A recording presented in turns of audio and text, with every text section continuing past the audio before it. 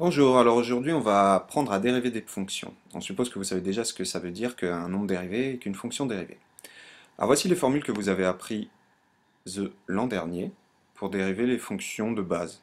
Grâce à ces fonctions, par exemple, on obtient les fonctions polynômes. À l'aide de ces formules-là et de celles-ci que vous avez aussi apprises l'an dernier, sachant que f et g sont deux fonctions, si on veut dériver la somme de deux fonctions, on dérive, ça donne la somme des dérivées. Si on dérivait le produit, ça ne donne pas le produit des dérivés, ça donne cette formule-là. Comme le quotient, ça donne cette formule-là. Si on multiplie une fonction par un nombre k, constant, comme 5, si on dérive 5f, c'est comme 5 fois f'. Voilà ce que dit cette formule-là. Les trois nouvelles formules de terminal sont là.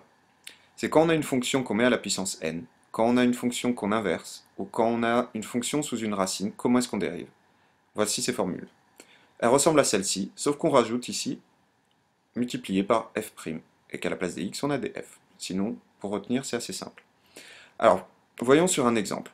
Dans cet exemple, il y a à peu près de tout, un peu de tout. La première question qu'on se pose pour savoir si on veut dériver, c'est est-ce qu'on peut dériver? Alors en général, les fonctions sont dérivables, les fonctions polynômes sont dérivables par exemple, avec deux exceptions, les racines carrées de fonctions et les quotients de fonctions.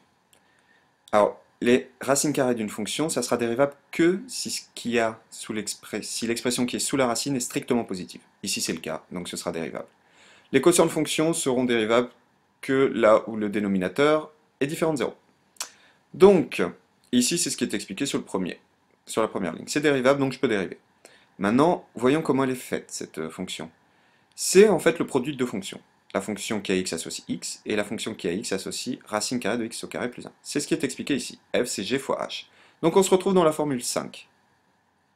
Sauf qu'au lieu d'avoir f et g, ici, j'ai g fois h. Donc il va falloir appliquer cette formule-là. C'est ce qui est expliqué là, avec g et h. Voilà notre g, voilà notre h. Alors, la dérivée de g, c'est simple, c'est 1. La dérivée de h, c'est plus complexe, puisque h est elle-même la racine carrée d'une fonction. Donc, il va falloir refaire une étape comme ça, où on dit que h est la racine carrée de p, avec p égale x au carré plus 1. Donc, on est dans cette formule-là, la 10, racine carrée d'une fonction. Comment est-ce qu'on dérive la racine carrée d'une fonction? On fait f' sur 2 racines carrées de f. Ce qui est expliqué ici. Au lieu d'être f, on a choisi p parce qu'on avait déjà un f. P' sur 2 racines carrées de p. Donc, sachant que p c'est x au carré plus 1, p' c'est 2x. Là-dessus, sur ça. On peut simplifier par 2, ce que je fais au bout d'une étape ici.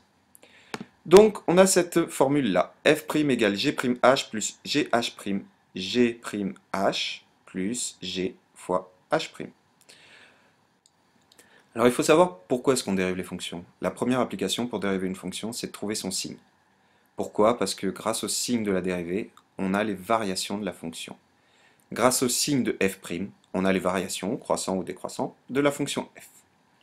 Donc, on sait que tôt ou tard, il faudra certainement trouver le signe de f'.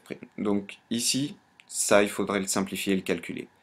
Pour trouver le signe d'une fonction, c'est mieux d'avoir le produit de fonction. Ici, on voit qu'on a une somme là. Ça va pas être simple pour trouver le signe de ça. Donc, on va essayer de le mettre sous la forme d'un produit. En général, quand on a ici un quotient, il faut mettre au même dénominateur. C'est ce que je fais ici. Donc, j'obtiens ça.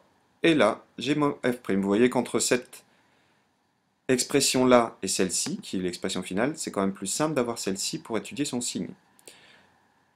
Ce qui est sous la racine est forcément positif.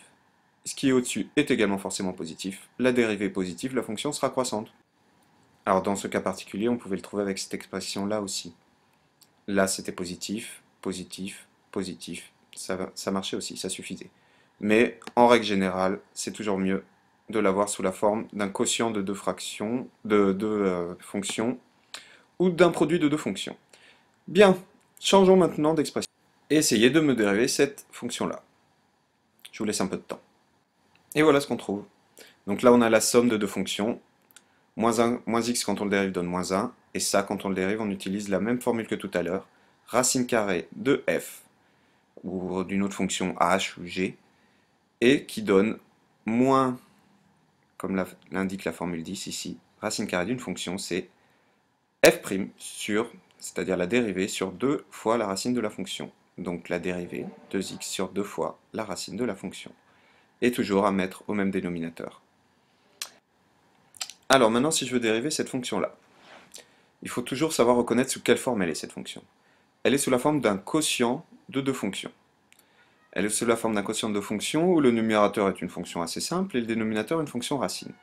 Donc on se dit qu'il va falloir utiliser cette formule-là, quotient de deux fonctions, et certainement à un moment la formule avec la racine, la 7 et la 10.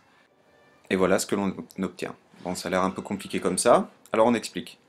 Disons que ça c'est G et ça c'est H. Quand on dérive G sur H, ça fait G' moins GH' sur G carré. Donc c'est ce qu'on a ici. G' moins GH'. Ce H' je le trouve grâce à la formule 10 sur G au carré. Alors, vous voyez que cette formule-là, cette expression-là, elle n'est pas simple du tout. Donc, on va essayer de la simplifier. Donc je fais passer le x ici, multiplié par 1, ça donne ça. Ensuite, je mets au même dénominateur, ça donne ça. Et ça, ben, tout simplement, on simplifie par x plus 1, il ne reste plus que ça. Et voilà, et on remarque d'ailleurs que cette dérivée est toujours positive, donc notre fonction f sera croissante. Nouvelle fonction ici, plus de racines, mais des puissances.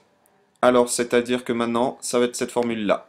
Jusqu'à présent, on utilisait celle-là, et avec une de celles-ci. Maintenant, ça va être celle-là. Mais le principe est toujours le même. Première démarche à faire, quand les fonctions sont un peu compliquées comme ça, reconnaître sous quelle forme elle est. Donc ici, elle est comme la formule 8. Une puissance d'une fonction. Donc ça va être n, qui est le 4, fois f', fois f puissance n-1, c'est-à-dire fois f puissance 3. N, le 4, fois f', qui est là, la dérivée de ce qui est sous la puissance, fois la fonction f à la puissance 3. Enfin, je ne devrais pas dire f, je devrais dire g. Disons que x au carré moins 2x, c'est g. Donc c'est 4 fois g' fois g puissance 3.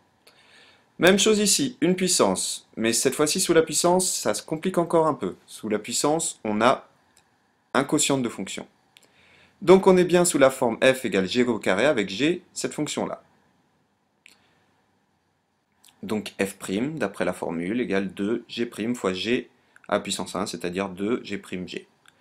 Donc on calcule d'abord g', à l'aide de notre formule, hop, là, d'accord? Et grâce à cette formule-là, on trouve que g' est égal à ça. Donc on peut appliquer 2g', 2 fois g' fois g. Et voilà. Comme d'habitude, on va se quitter en musique. Une remarque, on a à peu près appris à tout dériver, on s'est servi de toutes ces formules-là. On ne s'est pas servi de celle-là, mais c'est sur le même principe. Il reste encore d'autres sortes de fonctions qu'on verra plus tard dans l'année, à savoir les exponentielles et les fonctions trigonométriques sinus et cosinus. Mais ça marchera encore une fois sur le même principe. Et n'oubliez pas, quand on dérive une fonction, c'est souvent pour faire le tableau de variation de cette fonction, donc pour trouver le signe. Donc débrouillez-vous toujours pour que votre dérivée, vous puissiez trouver le signe facilement, c'est-à-dire qu'elle soit sous la forme d'un quotient ou d'un produit de fonctions, comme là. Ça, par exemple, ici, surtout ne le développez pas. C'est un produit de fonction, c'est simple à trouver le signe. Bonne soirée, bonne journée et bonne chance.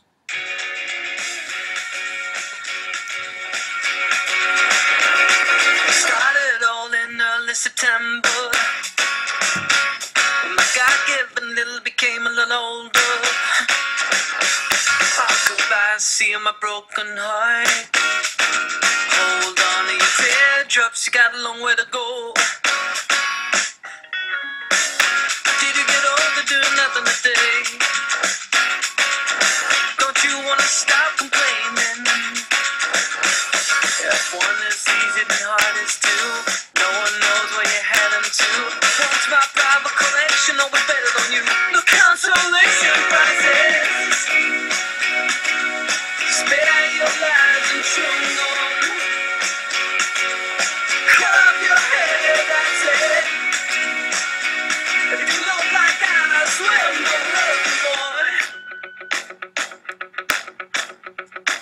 I thought about this for a long time. I never had the chance to try to make it better.